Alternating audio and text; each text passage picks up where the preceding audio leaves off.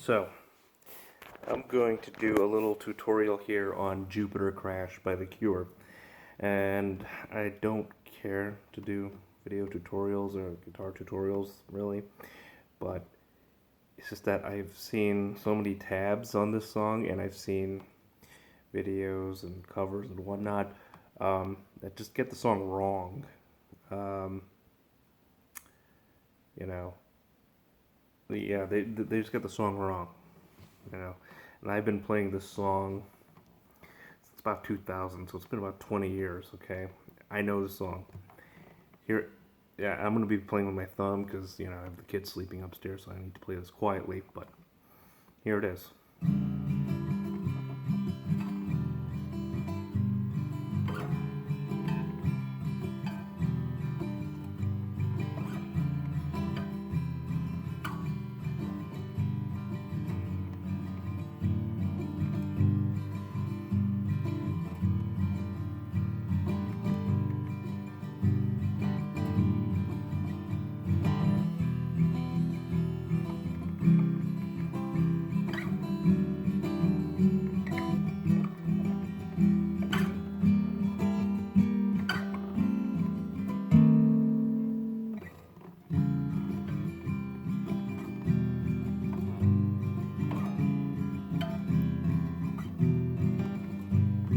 And so on, so on. Just goes back through that loop. Well, why do people get the song wrong? I think it's because of the unusual chords. No, they're not hard, really. I mean, look, this is, you don't fret here, you don't fret the low E, right? Sorry, the high E. A on the 4th fret, open, open, or sorry, A string on the 4th fret, open, open, B string on the 5th fret, which is E, right? And then open, open E right there. So you have this, right? I don't know what the chord name for it is. It's almost like a C minor diminished, right? It's an unusual chord, right? But it's not hard. It's just, you're fretting you're just fretting 2 strings, right? And then next chord, it's almost like a C major 5th diminished. I don't know what it is. But you just simply shift from 4 to 3 on the A string, right? And then here, you just take this shape and then move it over here, right? This is like I don't know, a G/C, something or another. And then you just simply fret the 3rd fret on the E string. It's almost like you're playing a G major, except you're not fretting the low E string here, right? So, right? And then here, you just take this shape, this G shape, and then, now, for a while I admit I thought it was this. It kind of sounded like it, but I believe it's this. So it's just 2, open, open, open, and then 3 on the B string, open. I used to think that you would fret the 2nd fret on the G string, right? But it's not. I don't think it's that, okay? So, what do people do? They start off playing, instead of this, they start off playing the E minor. It's not an E minor. I can kind of see how you hear it because the vocalization almost sounds like it could be an E minor. It's like, she swallows down. It kind of sounds like it could be an A minor, but it's not, okay? You have this open droning sound here. How do you account for that with an E minor? Even if you play that, it's the wrong chord, right? So it doesn't have the sound. And then you don't have that descending sound, right? That gorgeous little sort of descending sound right there. You can't have this going from an E minor to a G. Then I've seen like D, D doesn't come in until like right here, which is sort of like a D chord, right?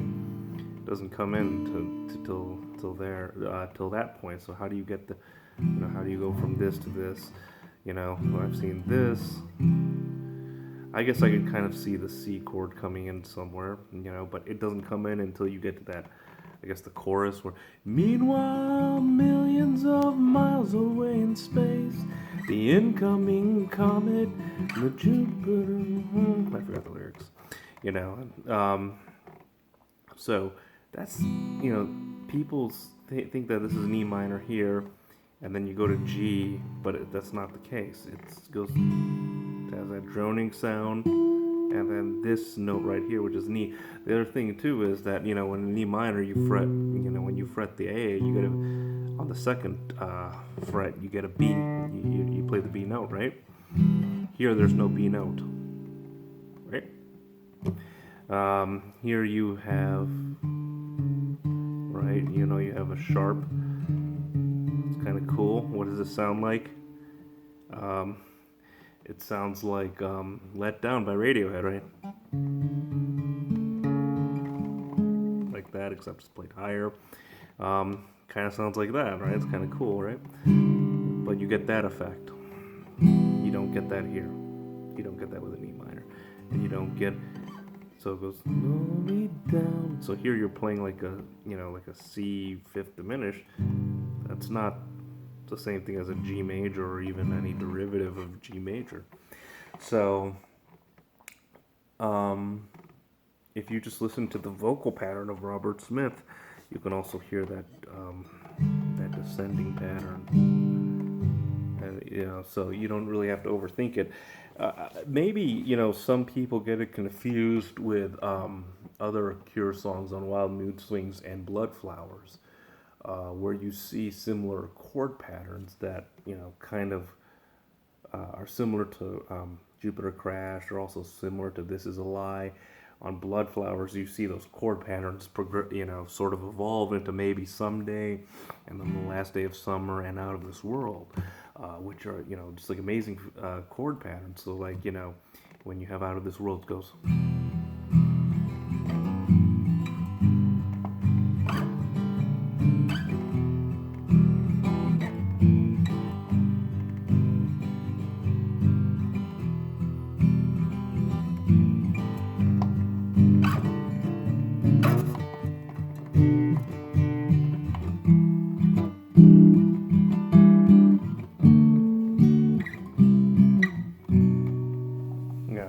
So it sort of has that sort of similar progression. So that maybe that's where people hear the E minor, because the root is the E minor, right? It's in the key of E minor, at least that opening part. And then I think the rest of the song is in the key of D, I believe. Could be wrong. You know, Maybe Someday is actually very similar to Jupiter Crash, but again, it's rooted in E minor, right? So it's in the key of E minor.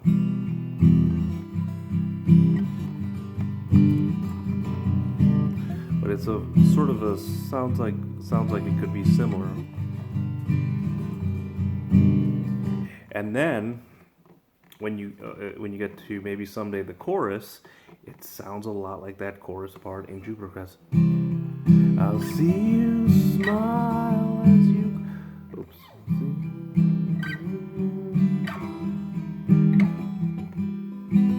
There it is.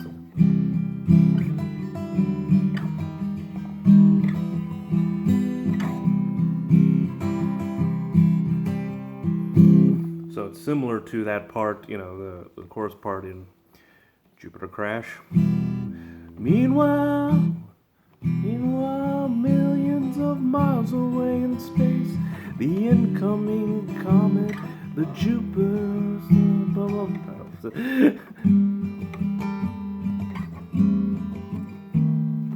You know, so maybe, you know, you kind of hear a lot of it in Wild Mood Swings or similar chord progressions, and Blood Flowers. So maybe that's where people are hearing the E minor, and plus we're just used to hearing E minor. It just, you know, sounds like a darker, more full chord as part of the minor scale, whereas I have no idea where that falls, you know, that chord.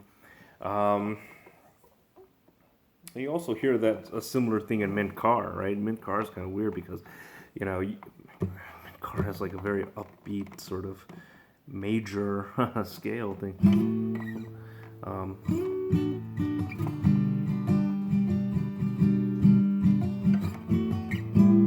So that's another song that people get wrong too. But anyway, um,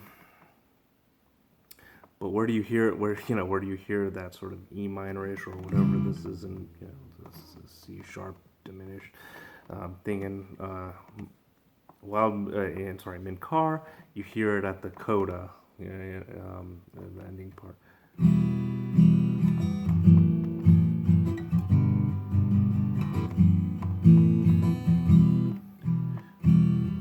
Say we'll always be like this, the two of us together, and we'll always be like this, forever and ever. Oh, there it is there. Forever and ever and ever, ever and ever. Never guessed it got this good. Wondered if it ever should. Really did that. Screw that up. But you hear that. So you hear that a lot in like Blood Flowers and Wild Mood Swings. I don't know if you really hear the similar chord progressions in any of their albums. Sort of has like a, like strange chord experimentations. Almost Bowie-like, which is, he was obviously a big influence on Robert Smith. But the point of I went on a long tangent, but the point of the matter is that, Jupiter Crash, although it might take a little bit of ear training to get it down, it's not E minor. I just looked today, I was just curious, just to see how people were tabulating it, and I saw like 4 or 5 tabs in which they all have E minor, and G or some sort of variation of that. And maybe, they're harmonics to the actual chords that are played, I'm not sure, but that they're not that, another thing you could think of is the E minor and then G progression, which people think that Jupiter Crash, that's how the verse goes. It's progressive, right? You're going up in the scale. Here, you're going down in the scale, right? So, it's not that, right? I guess the bottom line is that when you hear most bands, right? Just most traditional pop bands or rock bands, they're not going to get too crazy with their chords, with the rhythm patterns and the different harmonics that they have going on, or droning or whatever. They're fairly straightforward. You're gonna have your majors, and then if they want to get a little sad, they'll play a minor somewhere in there. But bands like The Cure, they're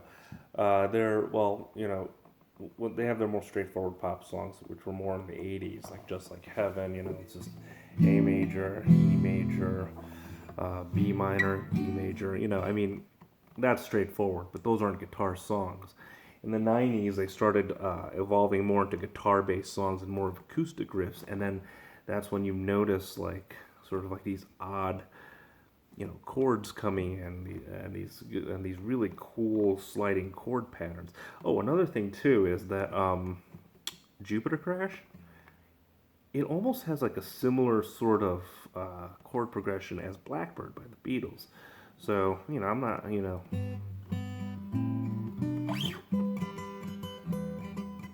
and then when Blackbird goes,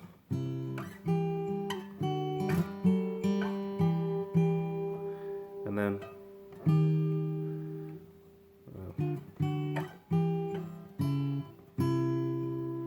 there it is.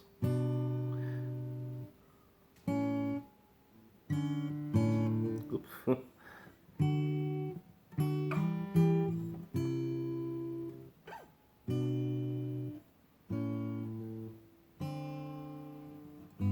Yeah.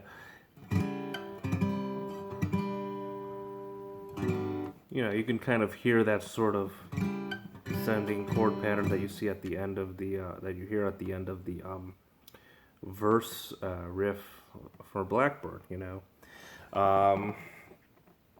And you know, they have something else in common, which you only fret with two fingers, right? You only fret two notes. That's pretty much like all of Blackbird, right? There's, you know, McCartney fretting two notes, and then rest are open, right? And same thing with Jupiter Crash. A lot of it just two notes being fret. Another great example from Wild Mood Swings is Bear.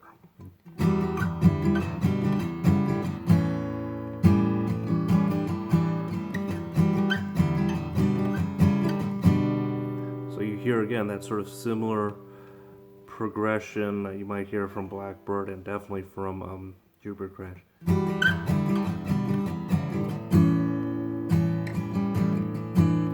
Yeah, so it's a little cool. And this chord here, I think, what is that, like an A-fifth or something like that, I forget. But, you know, it's just not your typical A major, it's not an A minor, which more, you know, it's just sort of like a bluesy riff right there. Cure incorporates actually quite a few jazz chords too, which is pretty cool, because, you know, you don't think of them doing that. But that's what separates, you know, good bands or average bands from visionary bands, you know. They can do different things. They can experiment. They can be a little off kilter, and they can create something great. So I guess the bottom line is that, you know, don't just become settled in hearing and playing the traditional, you know, the major and minor chords, or, you know, branch out a little bit.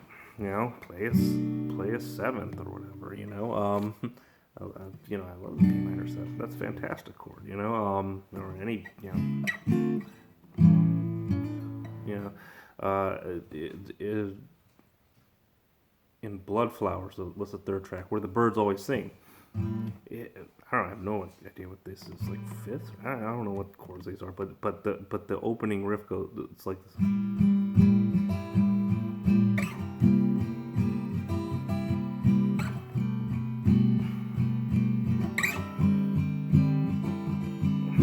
Yeah, it's like, I mean, it's all, you know, here it's just fret, you know, you're just fretting all along the same fret on the fifth fret, with the E, D, and B strings, and then the rest are open, and then you just slide that same shape up to the 8. It just sounds like kind of weird, like almost like a jazzy, bluesy thing, but, and then the progression goes.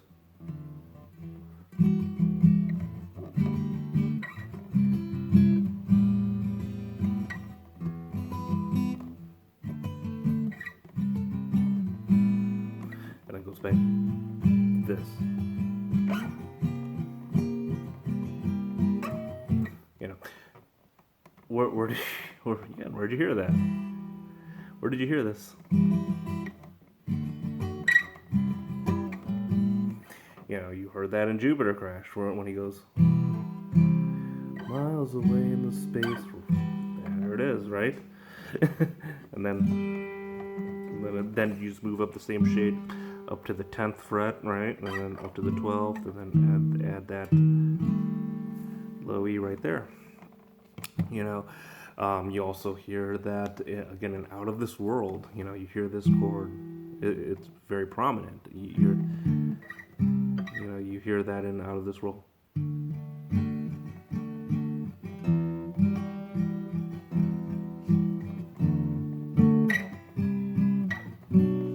Almost like a B minor seventh right there. See, it's cool. So, you know, you just,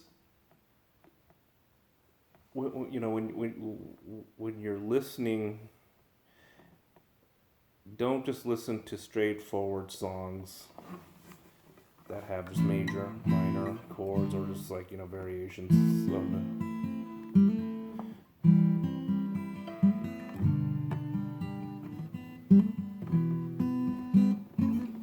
You know, I mean, who doesn't love that riff? That's an awesome riff.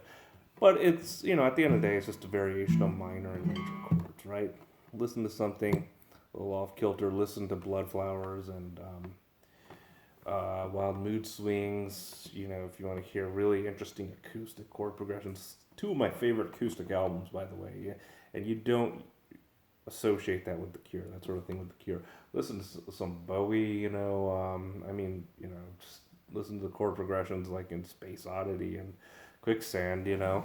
Um, just different stuff like that, and you'll expand your range. You know, you could go to a chord chart and say, well, I'm going to learn like, you know, fifths now. I'm going to learn different chord scales and patterns and so on. And that's fantastic. But honestly, imitation is the best thing. And if you get into different types of music, you know, and you imitate what those bands, those artists are playing, you're going to expand your repertoire in terms of guitar playing.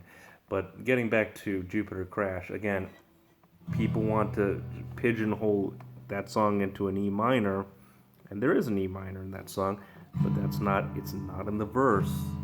You've got to train your ear to hear something different, and then all of a sudden it'll just like sort of expand your universe. All right.